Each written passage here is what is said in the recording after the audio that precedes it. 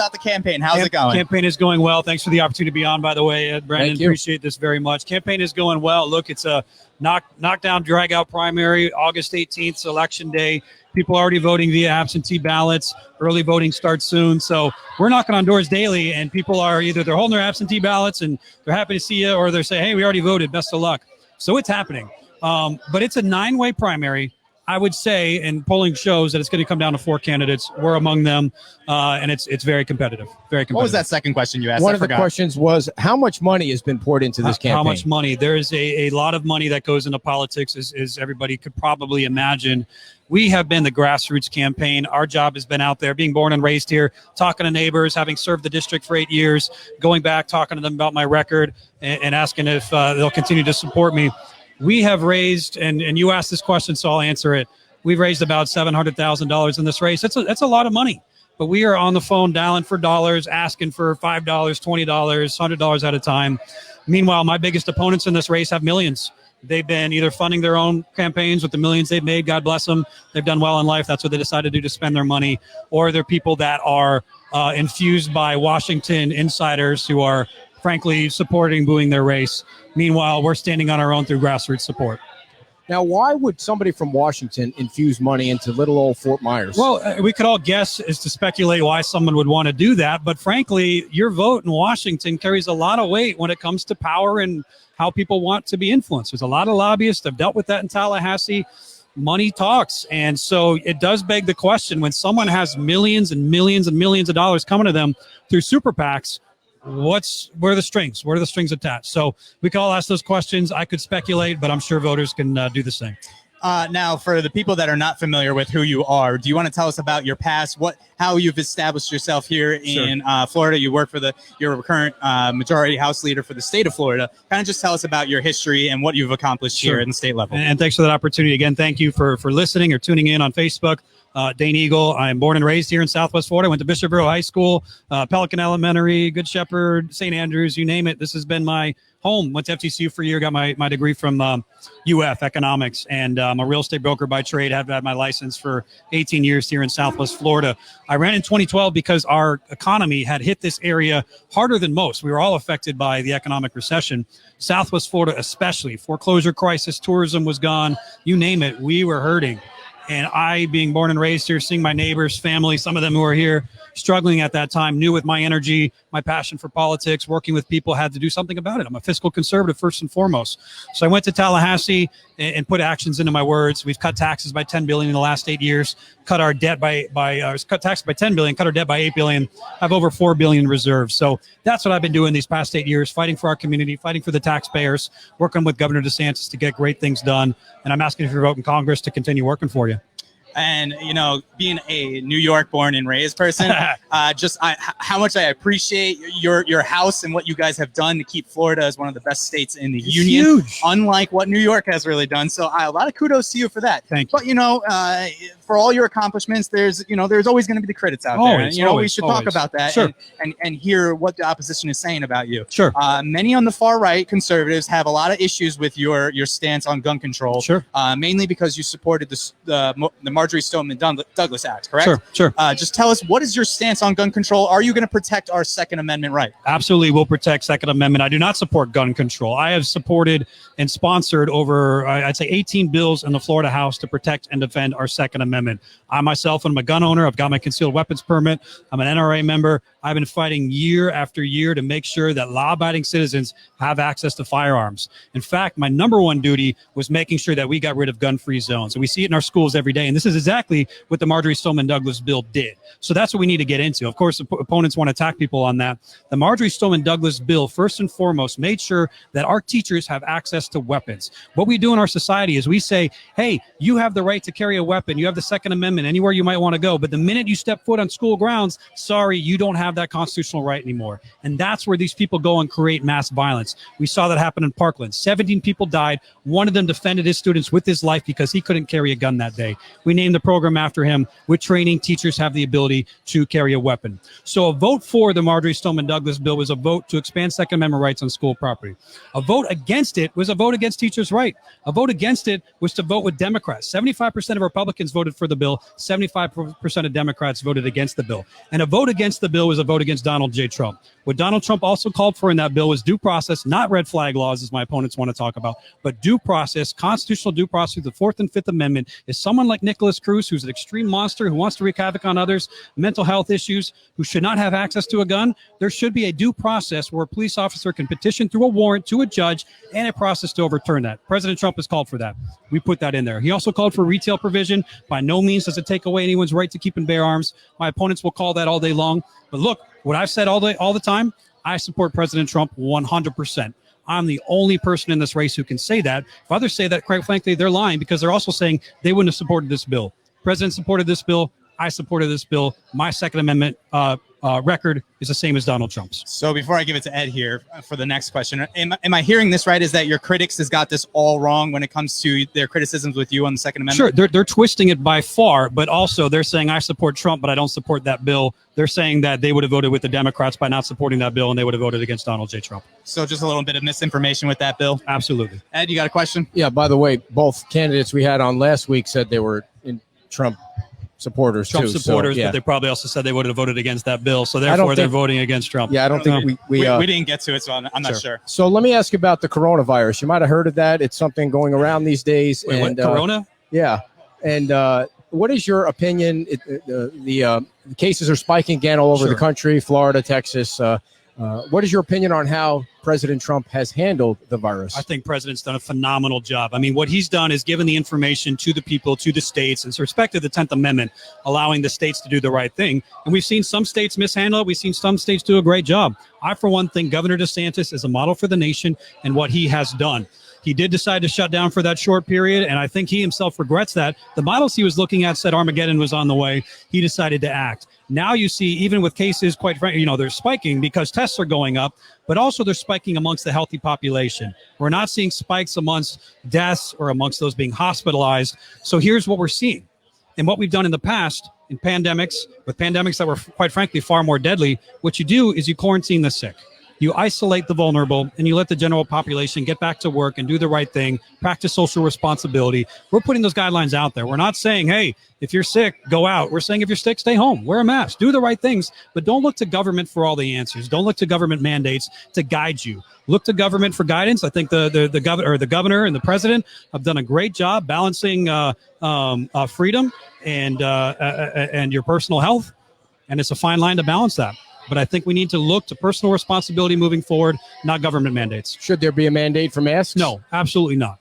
Again, what do you think about all these little town governments that are mandating masks? Look, I don't think that any local government should be mandating masks whatsoever. There's evidence. Masks work, though. There is evidence for masks. There's evidence against it. I'm not a scientist. The president's encouraging people to wear masks if it makes you comfortable. Look, if I go to Publix and they mandate it now, but what I've done all along is I see the workers wearing masks. And then if I go into Publix and I'm not, I feel like I'm offending them. So I put on a mask. But if I'm out and about, if I'm outside, or if I'm knocking on doors, look, I'm going to respect your distance because it's about me respecting your rights and your privacy. I'm not getting in your face and tell you to wear a mask. I'll wear a mask if I think it's appropriate, and I'm going to respect your distance. So I think it's a personal choice.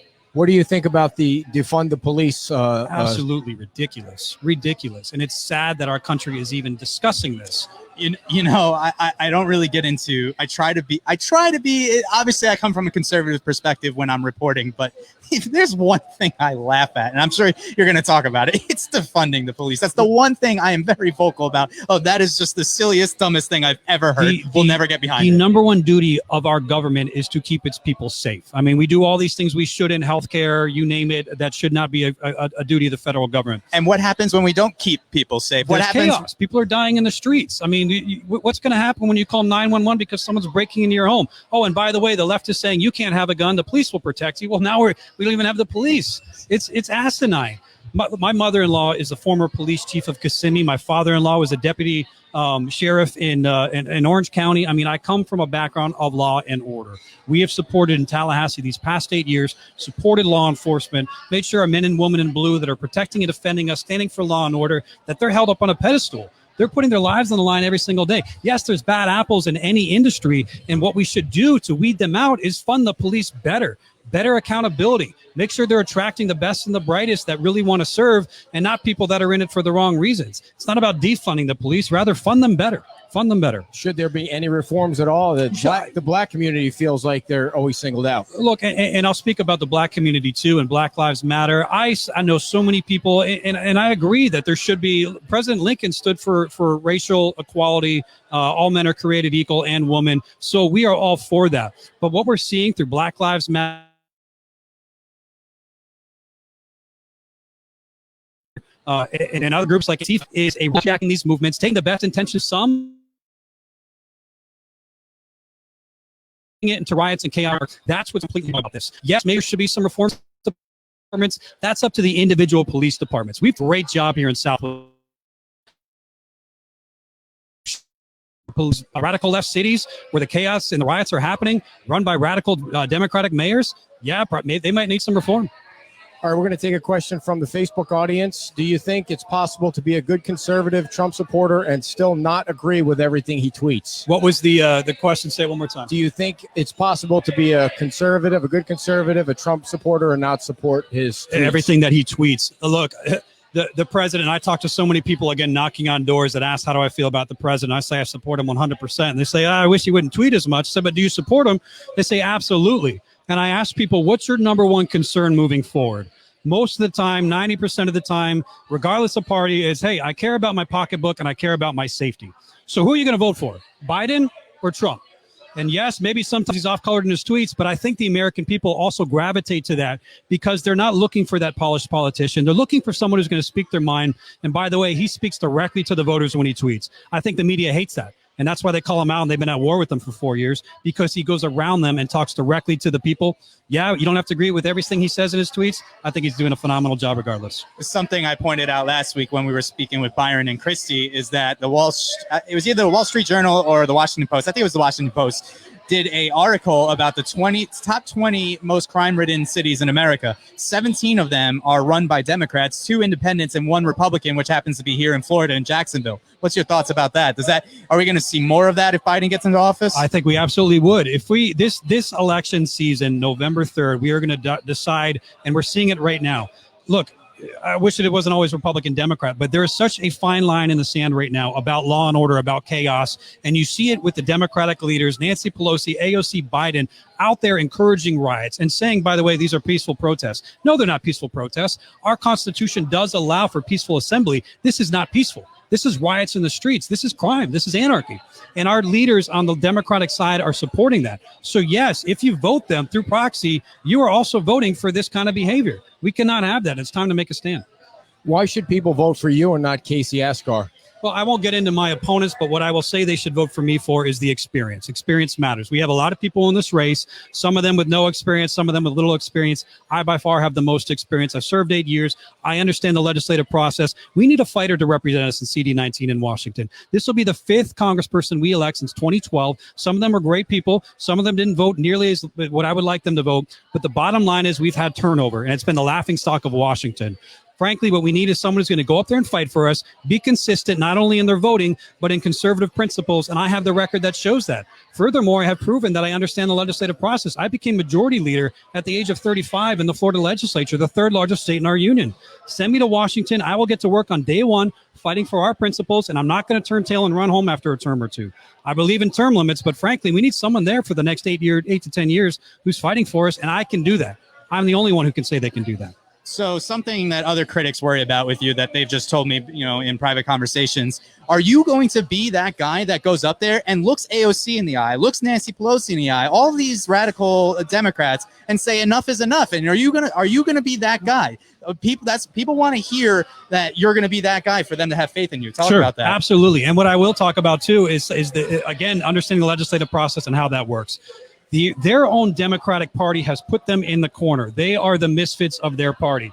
Nancy Pelosi can't completely ignore them because they have a following, which is sad. So she gives them credibility here or there, but they are in their own corner. We've seen that in Tallahassee too. We have our own little squad of Democratic liberals. What we do is we ostracize them and we ignore them. Their own party can't stand them. And it almost works to our benefit as conservative leaders. We say, hey, the extremists on your side are pushing for this and pushing for that. We need you to stand with us to stop that because your party's going downhill. And they get that. So not all the time is it, hey, I need to go to toe-to-toe with AOC. That almost empowers her and emboldens her. Yes, you got to call her out for her BS, but to go up there and say, I'm going to stand next to her and yell as loud as her, now you're just giving into her agenda. The best thing to do, ostracize her, ignore her, make her irrelevant, get rid of her platform, and do the work behind the scenes. It isn't always about being on Fox News or having a microphone. It's about building coalitions to get things done. A lot of work happens behind the scenes. There are 9 people in your race, and you mentioned that you have a record to stand on. So tell some of the people who might look at that ballot and say, holy moly, there's 9 people in this race. What did you do? What were your accomplishments? So here are my accomplishments, and I can talk about a few in a nutshell. There are many. 8 years.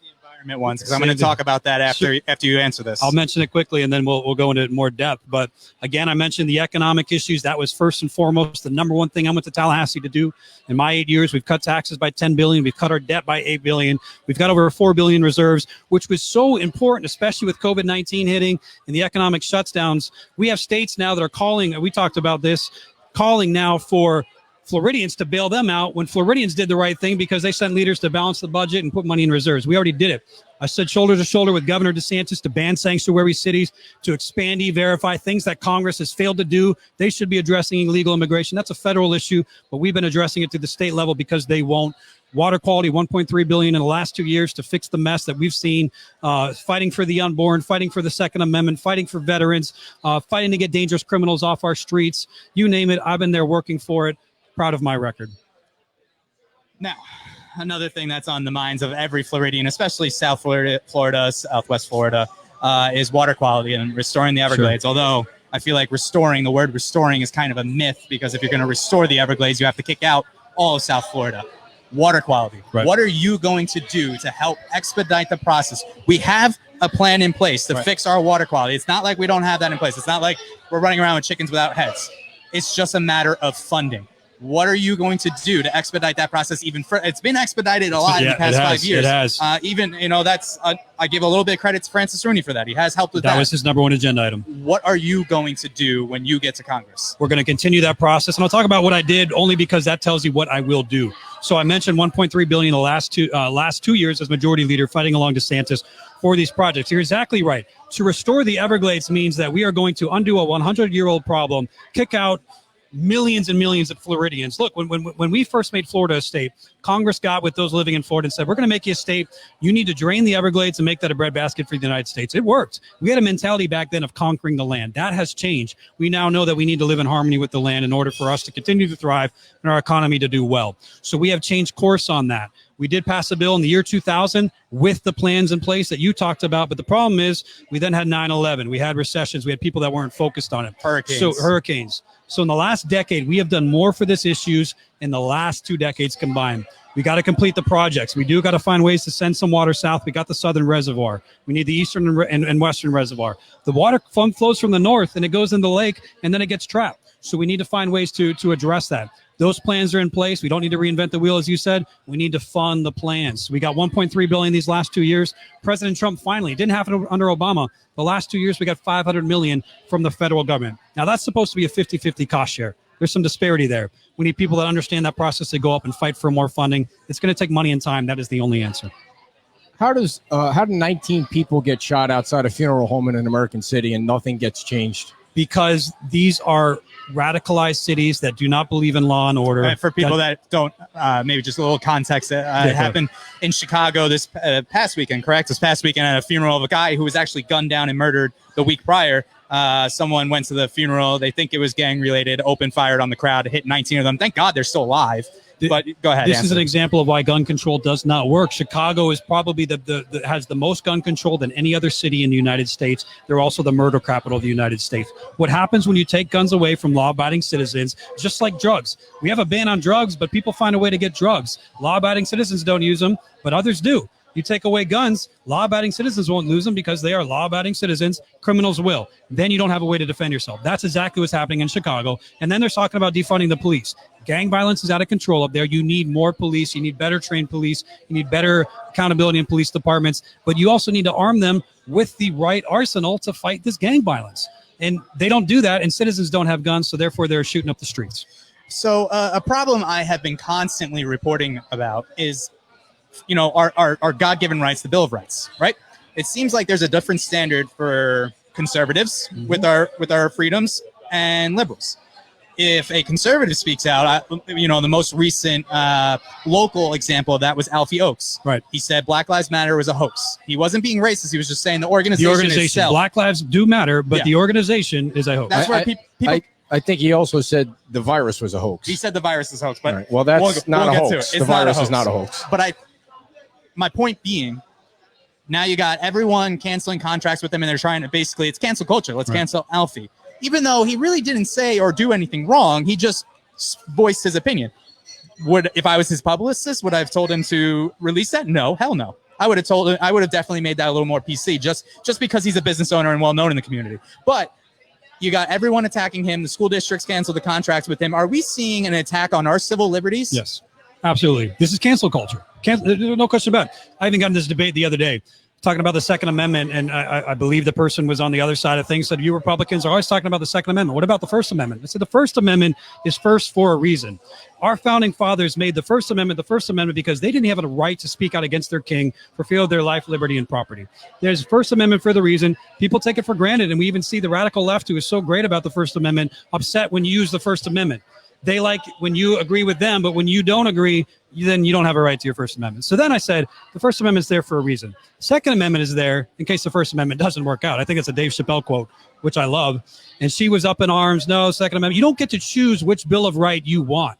They apply to all citizens equally. You don't get to choose. Another great example about, the double standards. Although, yes, it's dumb maybe to have campaign rallies right now with President Trump and getting all those people in the thing, but it's still the right to peacefully assemble. Correct. He's not allowed to do that. He gets attacked in the mainstream media for that, but it's okay for everyone in Miami in the hot zone to have thousands of people, not all of them wearing a mask, maybe probably about half of them, but there's definitely a lot of people not wearing masks, and masks are not foolproof. Shoulder to shoulder with these Democrat politicians. The double standards are just, it blows my mind. And I'm not even trying to be partisan here. It's a real issue that true American patriots are battling every single day. Will you be that champion for them and preserve their civil liberties? And we're seeing it again on the Democratic side. The George Floyd was a murder, and those police officers should be held accountable, and they are. But then you have the Democrats just using this as an opportunity to expand their agenda, and they're attending the funeral in thousands. But yet you've got the same mayors that were speaking out against local funerals in their own communities going to this funeral. It is a double standard. It is uncalled for, and absolutely I will stand up against it. Our rights are what we have first and foremost in this country, and without those we have socialism, we have dictatorship, and we cannot have that, or our country's going to fail. So if people wanted to donate to your campaign, if people wanted to join your campaign, put signs out, anything, what do you want them to do? Please go to DaneEagle.com. You can even email me at Dane@DaneEagle.com. I'm accessible. Again, I'm born and raised here. This is my community. You could probably, my sisters are sitting over here watching. I mean, this is, our family is ingrained in this community. You can donate on DaneEagle.com if you'd like. You can sign up to volunteer. We've got a big walk party going on tomorrow. We're putting yard signs out there. I'm on Instagram, Facebook, Twitter at Dane Eagle. So I'm encouraging people to come out and help. We got polling back today that shows, again, it's a four-way race, and we are in an incredible position to win this race, but we can only do it through grassroots support. I don't have the millions of dollars being infused into my campaign that my opponents do. We are going to do it through hard sweat equity, knocking on doors, talking to voters, getting our message out there. And if you're willing to donate, they'll certainly help us do so. And you're working 7 days a week with a 7 1 days month a week with the God bless my wife. When I'll tell a quick story because it's a great story. My wife and I decided to do something different. Last October 1st, we decided to get married in Iceland. It was the two of us, most perfect experience what we could ever ask for. We told our folks, and that was about it. In fact, my sister sitting over here, we FaceTimed them that day in my tux and our wedding dress, said, hey, surprise. 2 weeks later, we found out we were expecting. On my drive home from the confirmation of pregnancy from the doctor, I'd driven from Tallahassee to meet my wife. She was driving separately. I got a call from Congressman Matt Gaetz, a good friend of mine. I served in the Florida House. He's now serving the Panhandle in the U.S. Congress. He says, hey, I got word Francis is announcing tomorrow he's not running. Are you in or out? I couldn't tell him at that time what I had just learned because my wife and I were keeping it to ourselves. But we talked over that weekend and decided our country needs bold leadership who's going to stand up for our rights. I've done so for 8 years. I can't sit on the sidelines. Our son is going to have an amazing experience if you decide to send me to Congress to live and learn from the sacrifice and the service that we're making. So we're in this to win it. I do have a 1-month-old at home, and he's amazing. I get to spend the late night hours from midnight to 4 a.m. rocking them, and it's been a great experience. So it sounds like your wife is your rock, and I know Ed can attest to this because Ed would be nothing without Kim, his wife. Right. Yeah. So it sounds like every good man needs a good wife behind him, or a good partner in general. Campaign politics, you can't do it on your own. It is if you're married or having a significant other, it is a two-person job, and she is behind me 110%. And I totally understand the 1 a.m. thing. Yeah. At this point, it's mostly to get up and go to the bathroom, though, so that's nothing to do with kids. I'm not far behind. All the comments were great. A lot of supporters. Thank you. One question is, how do they get signs if they want them? Please go on DaneEagle.com. There's a contact page there, or email me at Dane@DaneEagle.com. We'll deliver the signs. We're out tomorrow. And all through the next 3 weeks, basically, is what we have left. But we will make sure you get a sign. Find Dane on social media. He's got a team of representatives that are ready to answer your questions. Reach out to him in the direct message. I'm sure they'll see it and get you whatever you need. Thank you. Thanks for the coming on, opportunity, Dane. guys. Good luck in Appreciate the what race. you're doing. You got it. Yeah, thank you very much. I'm going to get you a hat one of these days, and you're going to have to rep this in Washington. I will do it. See you guys. All right. As Brandon is getting ready to round up our next guest, Brian Hamman, stay with us, folks. I want to tell you about one of our sponsors.